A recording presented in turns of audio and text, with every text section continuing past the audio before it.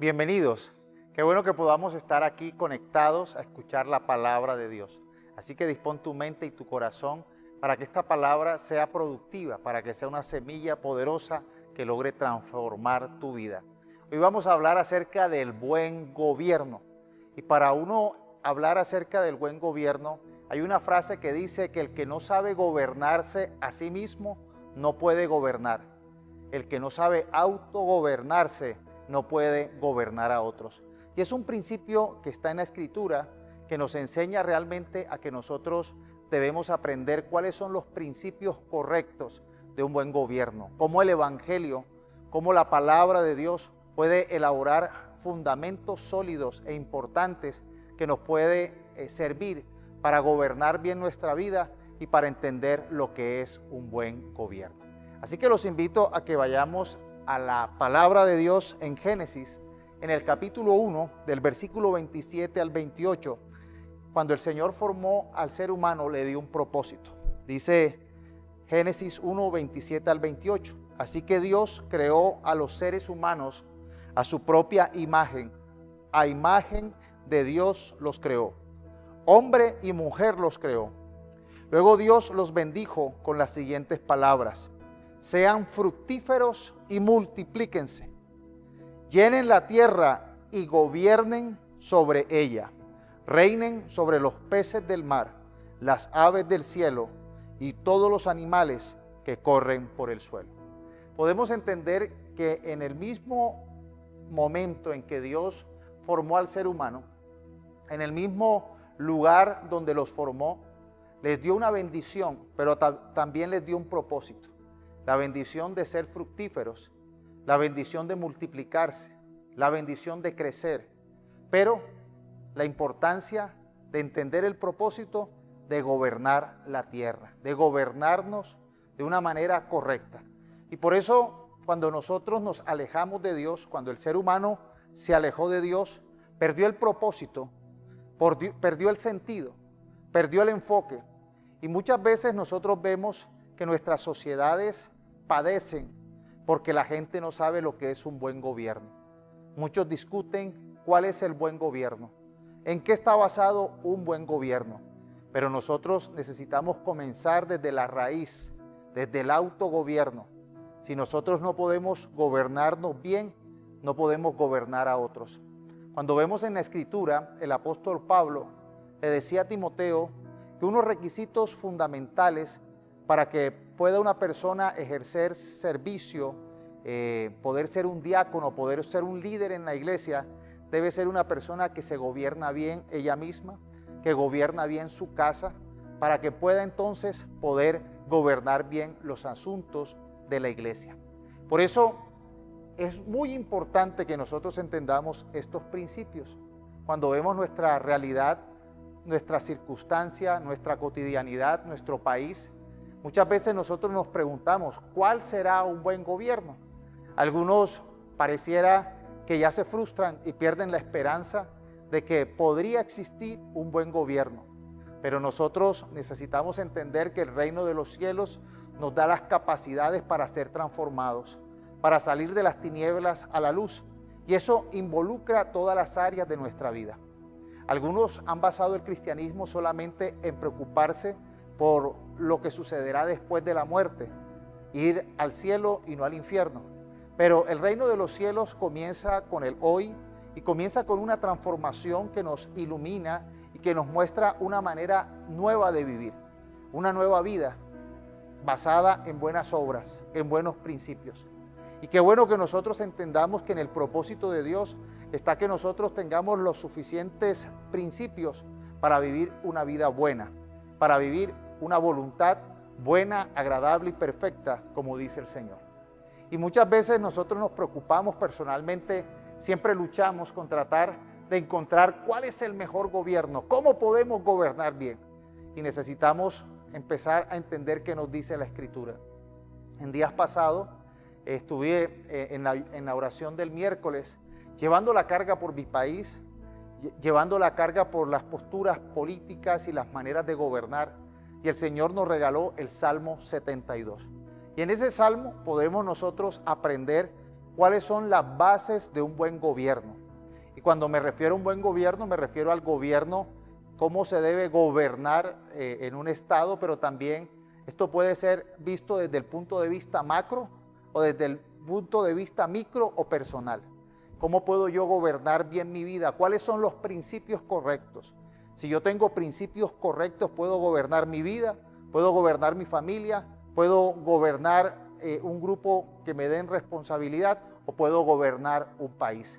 Y el Salmo 72 entonces son los principios de un buen gobierno. Y lo primero que tiene este salmo, los primeros 5 versículos, nos habla acerca de que un buen gobierno, óigame bien, está basado en la transmisión de sabiduría y en la administración de justicia. La primera base de un buen gobierno está en esa transmisión de sabiduría.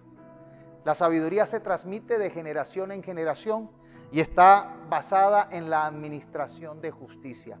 No puede existir un gobierno bueno si no hay una buena administración de justicia. Dice el versículo 1 al 5, dice, que reine la justicia, así se titula ese salmo, que reine la justicia. Y es un salmo de David para su hijo Salomón. Entonces mira lo importante que nos revela el hecho de que este es un salmo con una dedicación de David para Salomón, dando unos principios importantes que nosotros hemos titulado como el buen gobierno. Dice, oh Dios, ayuda al rey a ser sabio como tú.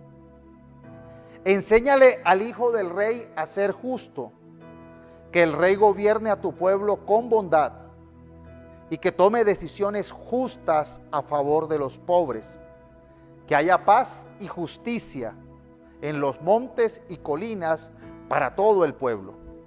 Él hará justicia a los pobres, salvará a los hijos de los necesitados y castigará a los opresores.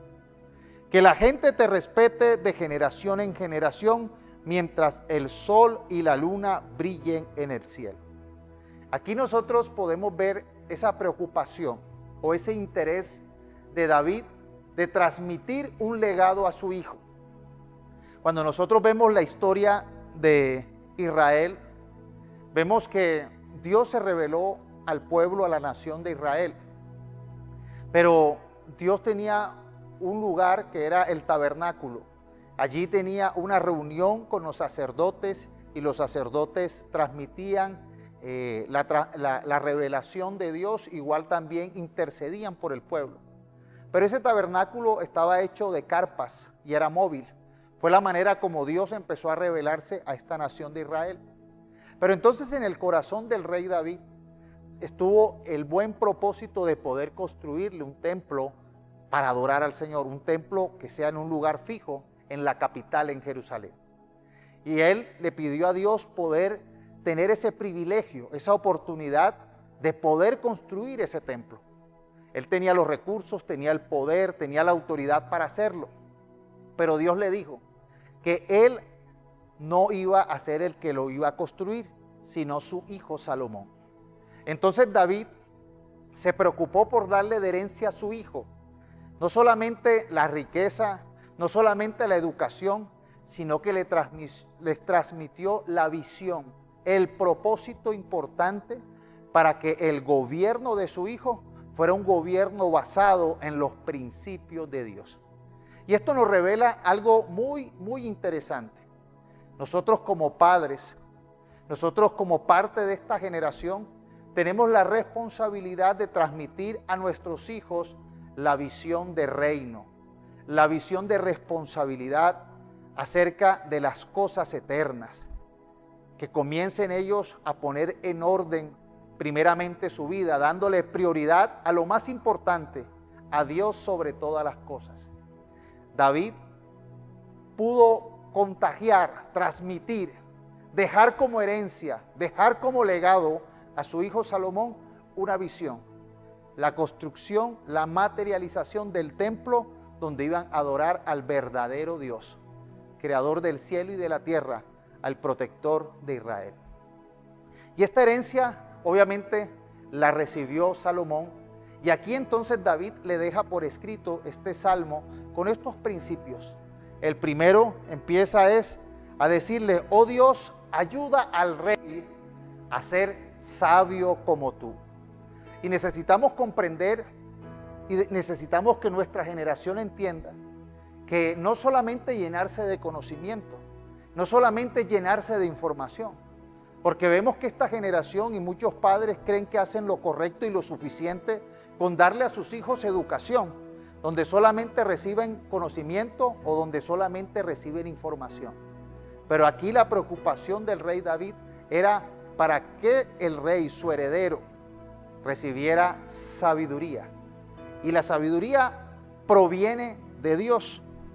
El Proverbios 1, capítulo 7 dice: el principio, el fundamento, el inicio de la sabiduría es el temor a Jehová. Los insensatos desprecian la sabiduría y la enseñanza. Entonces vemos que realmente nuestro legado para ejercer un buen gobierno como padres es que nuestros hijos no solamente hereden conocimiento, no solamente hereden educación, sino que hereden sabiduría. Y la sabiduría basada en el temor a Dios, basada en el respeto a Dios. Que aprendan a organizar su vida por prioridades. Y la prioridad número 1 es: adorarás al Señor con todo lo que eres, con toda tu mente, con todo tu corazón y con todas tus fuerzas. Enséñale, dice, al rey a ser justo. Y nosotros entonces comprendemos que la justicia no es algo en lo cual uno nace justo. La justicia está basada en principios. Y hay algunos principios humanos que hacen que la justicia sea injusta. A veces la gente, cumpliendo la ley o creyendo que solamente con el cumplimiento de las normas y de la ley cree que con eso alcanza justicia, pero la justicia es un principio que proviene también de Dios. Dios nos enseña a que exista justicia, y la justicia de Dios está basada en la diferenciación entre lo bueno y lo malo. La diferenciación entre lo santo y lo impuro. La diferenciación entre lo moral y lo inmoral. Y nosotros necesitamos llevar esa formación, que de ese temor a Dios, de esa sabiduría, aprendemos y enseñamos a nuestras generaciones a que no se dejen confundir. No llamen a lo bueno malo, ni a lo malo bueno.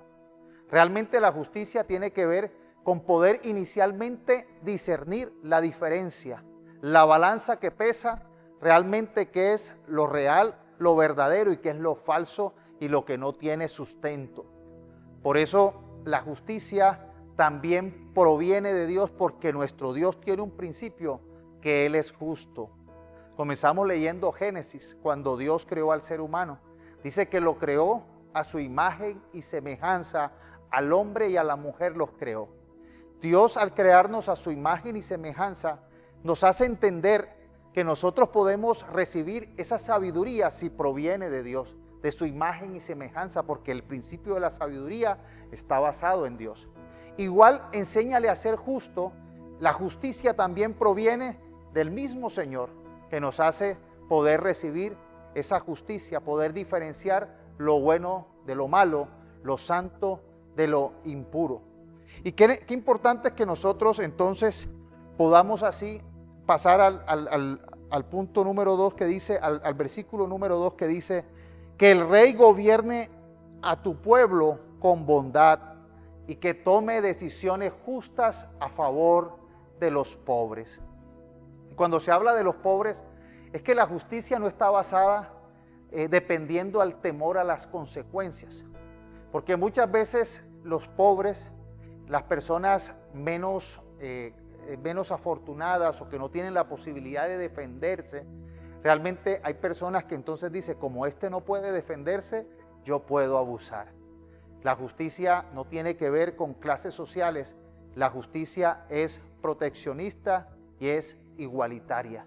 La justicia nos ayuda a que nosotros respetemos al que se puede defender como al que no se puede defender.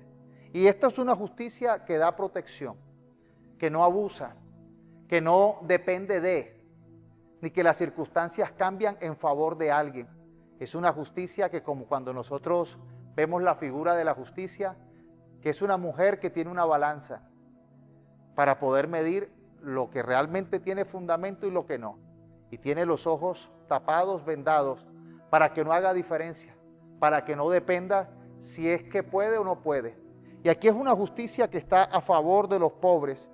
Y el versículo 3 dice, y que haya entonces paz y justicia. El buen gobierno entiende que viene paz cuando hay justicia. No puede haber paz sin justicia, y la justicia da como resultado la paz. Porque el ser humano tiene una característica y es una emoción o un sentimiento que se llama ira. Y cuando vemos el estudio de la ira, nosotros decimos, bueno, ¿de dónde viene la ira? Esos sentimientos de ira, muchas veces los estudiosos han podido descubrir que la raíz de la ira es la injusticia. Una persona actúa con ira cuando hay injusticia. La injusticia es el resultado o produce como resultado la ira, una furia, una rabia. Por eso no puede haber paz si no hay justicia. Cuando hay justicia, entonces estas emociones y estos sentimientos como la ira no se desarrollan, no se les da combustible porque hay justicia. Por eso también nosotros necesitamos entender que la justicia implica la paz. Dice el versículo 4, Él hará justicia a los pobres, salvará a los hijos de los necesitados, y mira lo que es la justicia, y castigará a los opresores. Es necesario la justicia para que uno, al discernir qué es lo bueno de lo malo, también sepa cómo retribuir. El castigo a aquel que hace mal, el castigo a aquel que abusa, forma parte de la justicia. Y desafortunadamente hemos entrado en una sociedad que ha confundido los principios, ha confundido el evangelio, ha confundido la justicia. A veces se habla de paz, pero con impunidad. A veces se habla de paz, pero donde no hay castigo al que hace lo malo. Y aquí la justicia tiene que ver con darle el merecido castigo a aquel que ha abusado. Porque si no hay injusticia. Nosotros necesitamos aprender a discernir y a castigar aquello o a reprochar aquello que es incorrecto. Pero estamos entrando en un mundo donde la verdad carece, donde realmente la verdad es un concepto cada vez más confuso. La gente no sabe lo que es bueno y lo que es malo. La gente aplaude lo que es malo y realmente estamos en tiempos de oscuridad donde la justicia se ha perdido. Y aprendemos nosotros a que un buen gobierno está basado en esos principios de justicia, donde se diferencia lo bueno de lo malo y donde se castiga, donde realmente no se acepta, donde se reprende aquello que hace daño, aquello que hace maldad, aquello que es oprobioso. Y eso genera entonces, dice el versículo 5, que la gente entonces genera respeto de generación en generación, mientras el sol y la luna brillen en el cielo. Muchas personas han perdido el buen gobierno porque carecen de sabiduría, carecen de justicia, carecen de esa actitud que no es parcializada y por eso realmente pierden el respeto y por eso realmente no son tenidos en cuenta como personas respetables porque no saben manejar bien estos principios. La segunda característica del buen gobierno es que brinda un ambiente de prosperidad.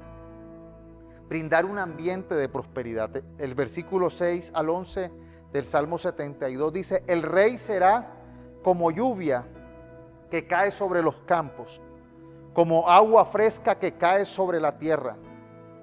Que la bondad florezca mientras él sea el rey, que haya prosperidad hasta que la luna deje de existir. Que su reino crezca de mar a mar, desde el río donde comienza la tierra hasta sus confines. Que sus enemigos, los habitantes del desierto, se inclinen ante él y besen el suelo que él pisa. Que los reyes de Tarsis y las islas les traigan regalos. Que los reyes de Saba y de Seba lo alaben. Que todos los reyes se inclinen ante él. Que todas las naciones sean sus servidoras. Y mira qué importante el tema de la prosperidad. Porque un buen gobierno debe dar como resultado prosperidad. Pero hay que entender que la prosperidad no proviene del gobierno. La prosperidad proviene de Dios. El buen gobierno brinda el ambiente, brinda las posibilidades de prosperar. Mira que las analogías que hace acá, dice que es como la lluvia que cae sobre los campos, como el agua fresca que cae sobre la tierra. Y hoy en día hay personas que creen que el gobierno es Dios. Hay personas que el gobierno estatal debe suplir para sus necesidades, debe pagar sus obligaciones, debe responder por sus hijos, debe responder por la educación, debe responder, y muchos dicen, porque pagamos los impuestos, pero muchas personas de estas son los que menos impuestos pagan. Pero el gobierno no está para que sea nuestro Dios y para que supla nuestras necesidades. El gobierno está para brindar un ambiente de prosperidad, que sea como la lluvia que cae en la tierra, como el río que riega la tierra, como el agua fresca que riega la tierra. ¿Qué quiere decir esto? Se produce el ambiente para aquel que siembra, para aquel que trabaje, para aquel que se esfuerce, pueda alcanzar prosperidad. Y mire que hay que entender esto porque a veces nosotros somos muy irresponsables en nuestras culturas latinoamericanas de pretender culpar a otros por nuestra pobreza, por nuestra escasez. Y hay muchas personas que se esconden en el gobierno porque creen que el gobierno es el que debe darles la prosperidad. El gobierno solamente brinda las posibilidades para que seas próspero, pero requiere de tu esfuerzo, de tu diligencia, de tu trabajo y de tu responsabilidad, de tu sabiduría, de tu justicia, para que puedas recoger un fruto próspero. La prosperidad, según la Escritura, depende del trabajo, depende del esfuerzo. Viene de Dios, pero la herramienta está en el trabajo, en el esfuerzo. El Estado, el gobierno, lo que da es la proporción, brinda las posibilidades para que puedas ser fructífero, para que puedas prosperar, pero depende también tu responsabilidad y tu esfuerzo. Igualmente, cuando nosotros llevamos esto a nuestra familia, necesitamos enseñar a nuestros hijos, a nuestras generaciones, que no es solamente uno el que tiene que trabajar y el que tiene que responder por los demás. Cada uno, cada individuo tiene la responsabilidad de gobernar bien, de esforzarse, de trabajar y de brindar las posibilidades para que exista la prosperidad, para que exista la producción. Cuando vemos Pablo que empieza a corregir la iglesia primitiva y vemos que una advertencia que hace Pablo a la iglesia, aquellos que querían venir a la iglesia a ser subsidiados. Habían personas que entraban a las comunidades cristianas y querían que todo se los regalaran. Habían personas generosas, trabajadoras, que se habían convertido a Cristo y habían dado sus bienes, habían puesto de su trabajo, de su esfuerzo, de sus riquezas al servicio de la comunidad. Pero habían otros que querían entonces vivir a costillas de los otros. No suplían para sus responsabilidades, no ayudaban a su propia familia. Querían ser esos de los que se mantenían de los otros. Y ahí es donde Pablo dice, el que no trabaje, que no coma. Y dice una palabra muy fuerte porque dice que aquel que no provee, aquel que no trabaja, aquel que no se gobierna bien, aquel que no se esfuerza por trabajar y suplir para las necesidades de su propia familia, dice, ha negado su fe y es peor que un incrédulo. Nosotros no podemos perdernos en los principios del buen gobierno y confundir el cristianismo con principios de este mundo donde invitan a las personas a ser irresponsables, a no trabajar, a no esforzarse. El que no trabaje, que no coma. Y el que no esté dispuesto a suplir para las necesidades de su familia, de una manera caprichosa, de una manera obstinada, de una manera irresponsable, dice que ha negado su fe. No puede llamarse cristiano y dice que viene a ser peor que un incrédulo. Porque hay muchas personas que de pronto no creen en Jesús o no forman parte de la iglesia cristiana, de pronto no han conocido el evangelio, pero son responsables, trabajadoras y suplen para las necesidades de los demás. Generan un ambiente de prosperidad donde todos deben esforzarse. Así que es muy importante que a nivel de autogobierno, a nivel de gobierno personal, como a nivel de gobierno estatal, nosotros entendamos que el gobierno no es el que suple la prosperidad, sino el que brinda el ambiente, las condiciones, la oportunidad para que todos sean prósperos. Pero requiere del esfuerzo y de la responsabilidad de cada individuo. Lo tercero es que un buen gobierno tiene una base de generosidad. Es compasivo y está soportado en la oración. Dice el versículo 12 al 17 del Salmo 72. Porque nuestro Rey ayuda a los necesitados, a los indefensos que buscan su protección. Nuestro Rey tiene compasión de la gente pobre e indefensa. Les salva la vida a los necesitados. Los libra de la opresión y de la violencia.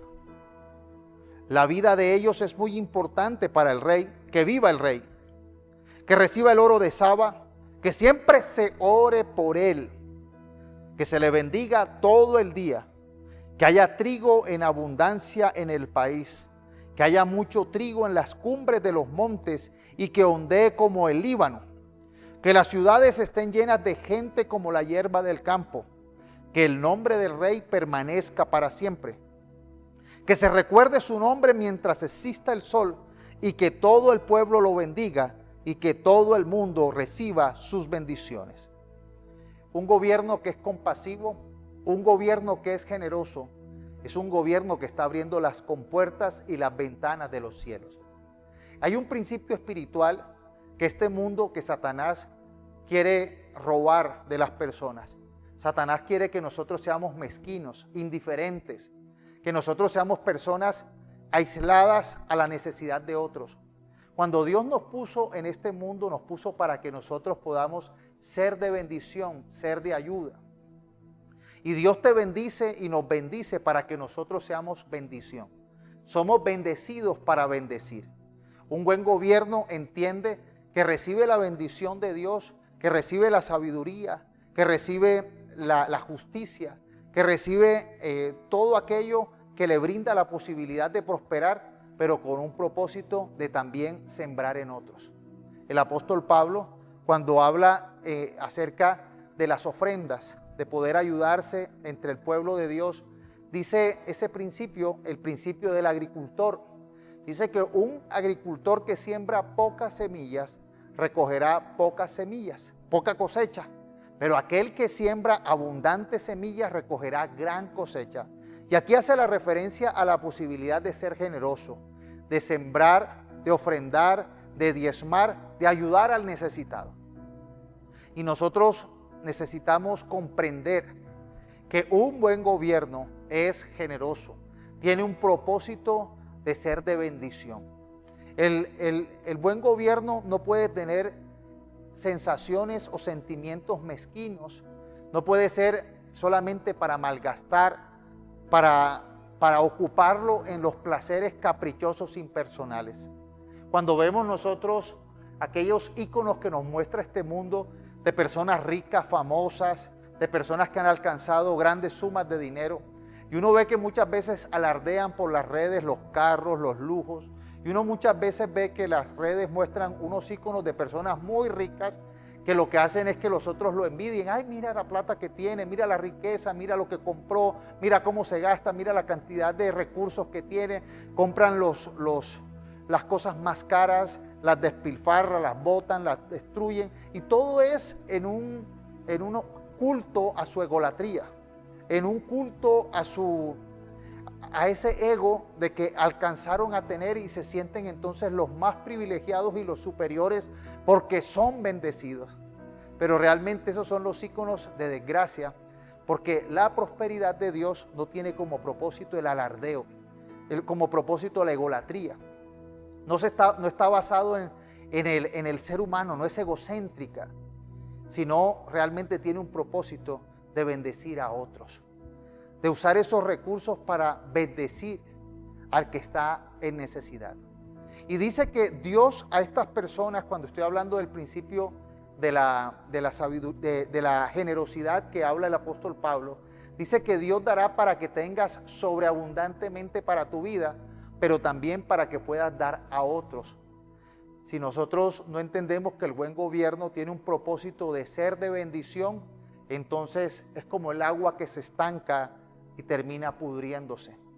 El agua es un recurso de vida. Dice que el rey es como el río de agua fresca que riega la tierra, pero si el agua se estanca, llega el momento en que se pudre.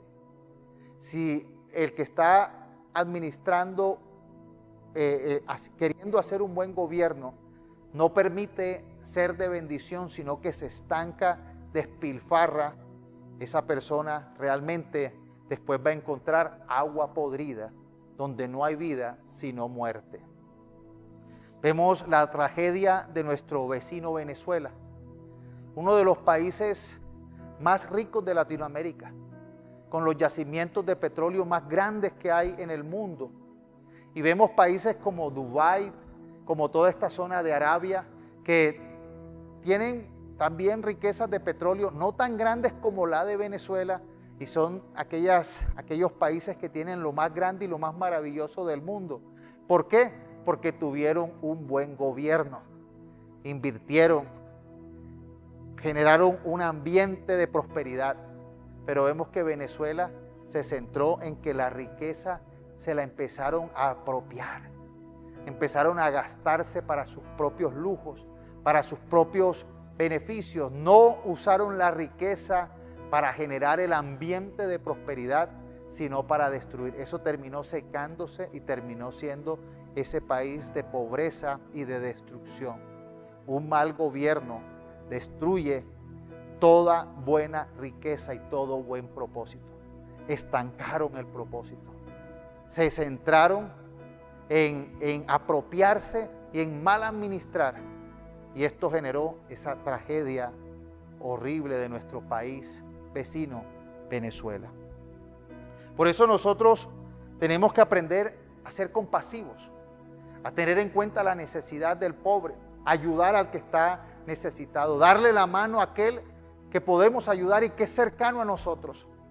De pronto alguien dirá, pastor, pero no podemos cambiar la pobreza del mundo, pero sí puedes ayudar al cercano, al que está a tu alrededor, a darle la posibilidad, la mano para que salga adelante.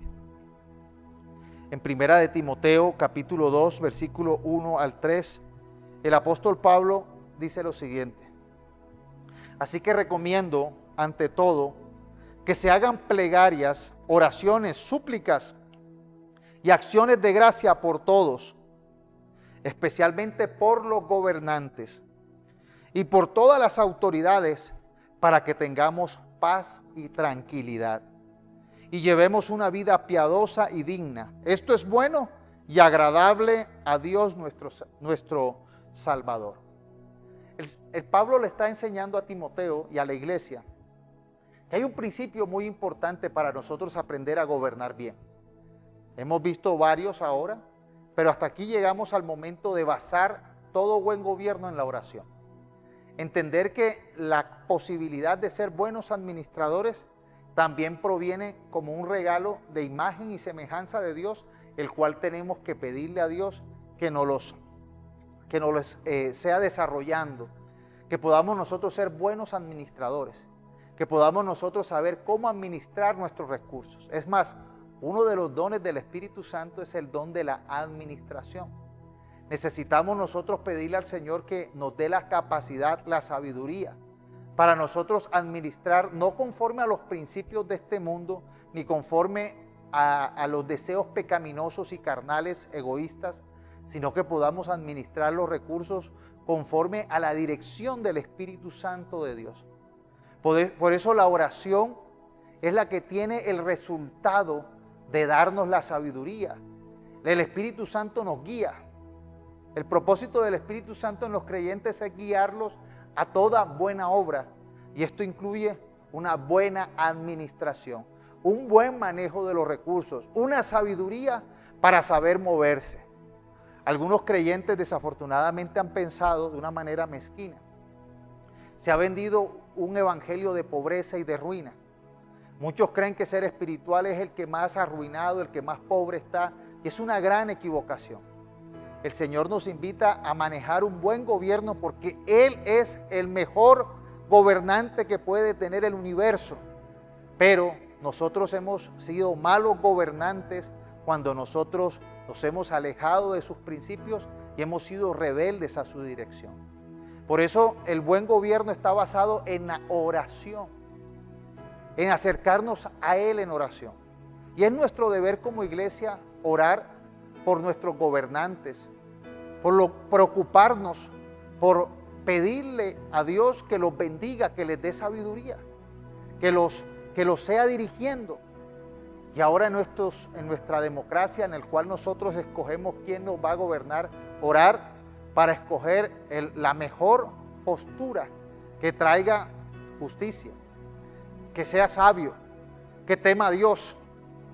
No, que no todos son creyentes, pero por lo menos que respeten la iglesia, que permita el libre desarrollo de la fe, que genere un ambiente de prosperidad, que sea ecuánime y protector, compasivo con los pobres. Entonces así nosotros podemos vivir en paz, como dice Timoteo. Podemos tener el libre desarrollo de nuestra fe y podamos nosotros congregarnos libremente sin persecución. Hoy en día vemos que hay gobiernos que se basan o tienen en sus principios e ideales perseguir a la iglesia, destruirla, promover antivalores, entrometerse en la educación familiar, entrometerse en la fe, roban la libertad. Y realmente así no puede existir un buen desarrollo de la fe. No puede haber un buen desarrollo de un buen gobierno.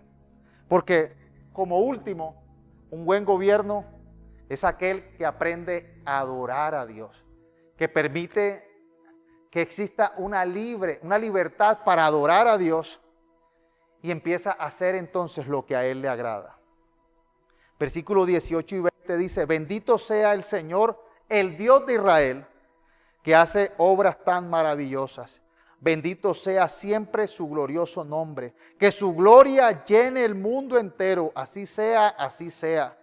Y dice el versículo 20, así termina las oraciones de David, hijo de Isaí.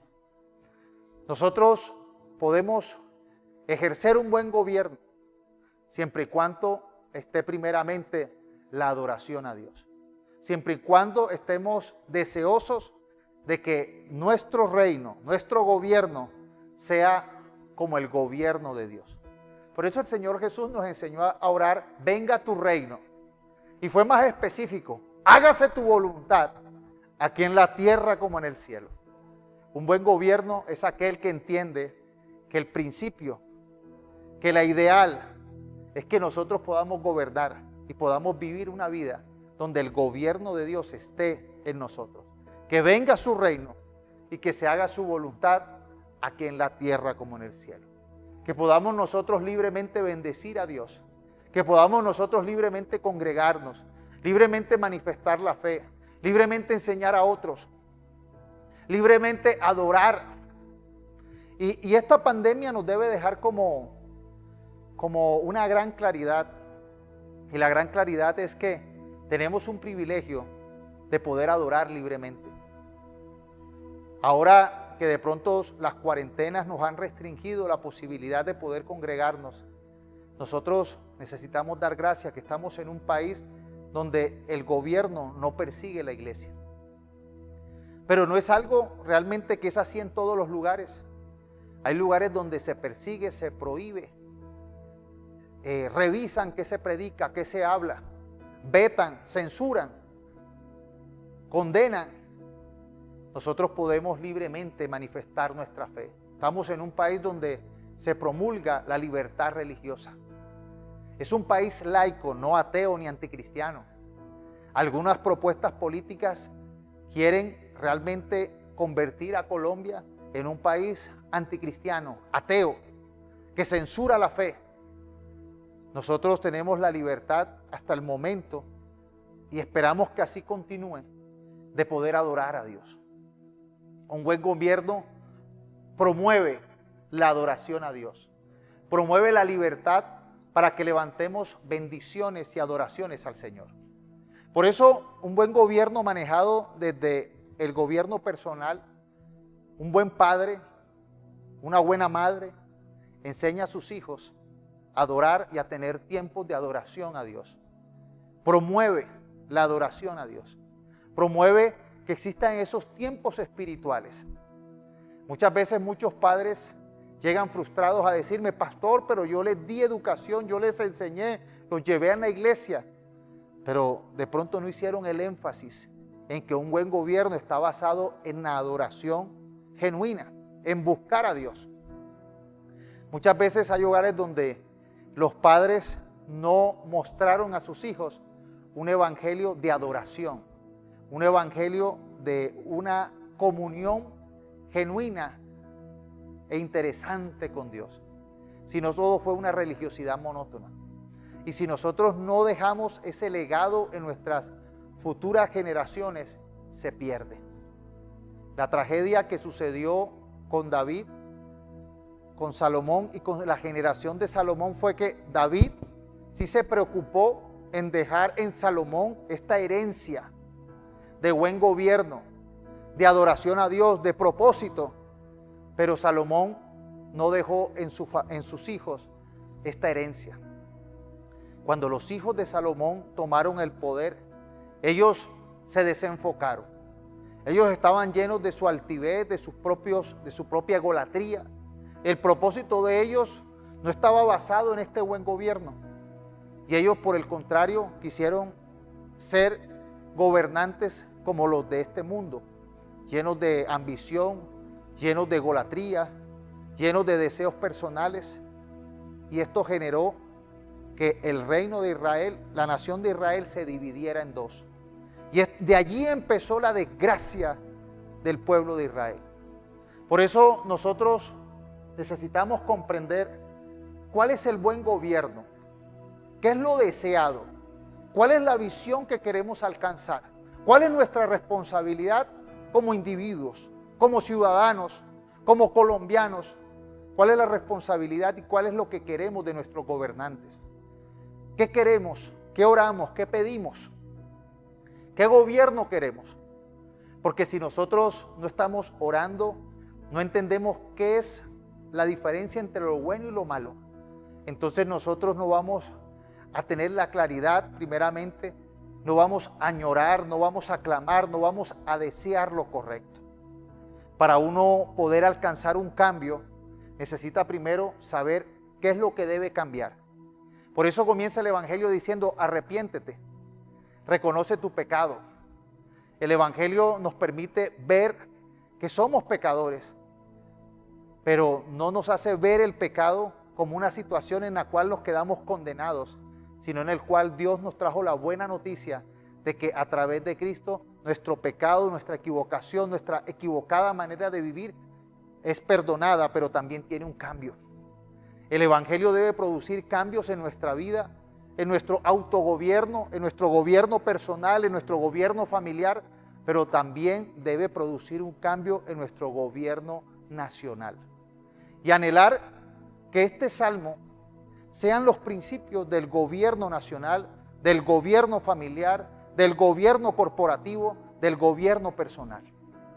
De esa manera, entonces, vamos a ser esos buenos administradores de Dios. Vamos a vivir la vida de una manera correcta y entonces vamos a tener resultados maravillosos.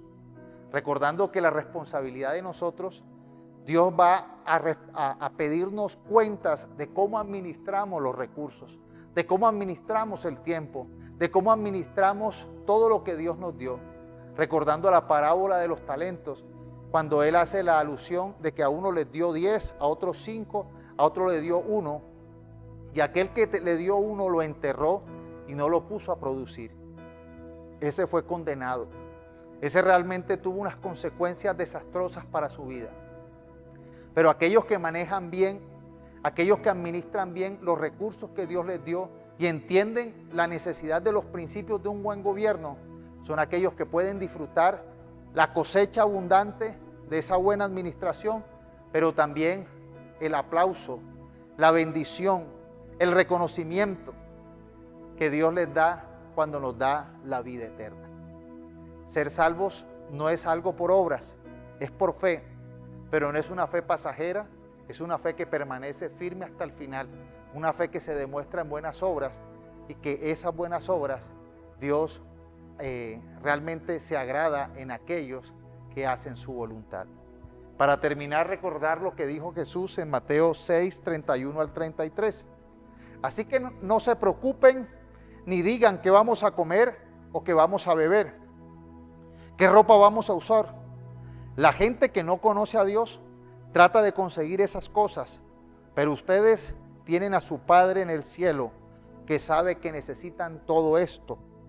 Así que primero busquen el reino de Dios y su justicia y se les dará todo lo que necesitan. Jesús lo dijo de una manera magistral, que todo aquello que este mundo anhela y que se desespera y se preocupa por conseguir, nosotros lo tenemos del buen Padre, de Dios. Pero que no nos desenfoquemos poniendo eso como primero, sino que busquemos primeramente su reino, su justicia, aprender el buen gobierno que proviene de Dios, ocuparse de las cosas realmente importantes, de las cosas eternas, que todo aquello será añadido, todo aquello Dios lo dará. Padre, yo te doy gracias por esta palabra.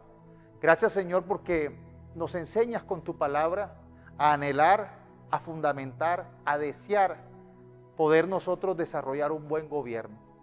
Un gobierno personal, un gobierno familiar, un buen gobierno en nuestro estado.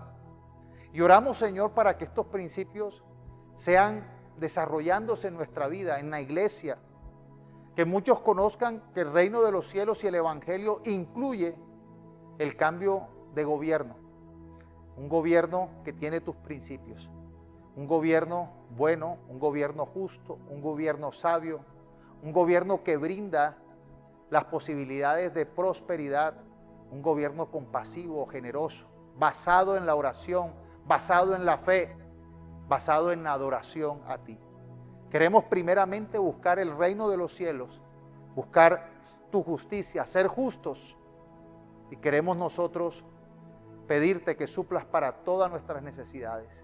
Danos la posibilidad de salir adelante, danos la posibilidad de poder alcanzar todas aquellas cosas que de pronto son necesarias para poder vivir en este mundo de una manera satisfactoria, de una manera donde esté suplida todas nuestras necesidades, donde eso no nos preocupe ni nos quite el sueño. Provee de manera sobreabundante y bendícenos para que podamos nosotros también ser hijos de bendición. Esto te lo pedimos en el nombre de Jesús. Amén.